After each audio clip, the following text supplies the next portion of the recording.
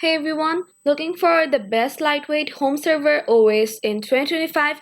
CASOos and ZIMAOS are both rising stars, but which one's right for you? Let's break it down. CASOos is known for its clean, beginner-friendly UI and an easy app store. ZIMAOS, on the other hand, focuses more on advanced NAS features and server tools, perfect for power users. CASOos wins for simplicity, just install and run and manage apps with a few clicks. ZIMAOS has a steeper learning curve but offers more customization and control. ZIMAOS supports Docker, containers, RAID, remote access, and system level tweaks. CASOos is focused on plug and play convenience with a sleek dashboard and core utility app.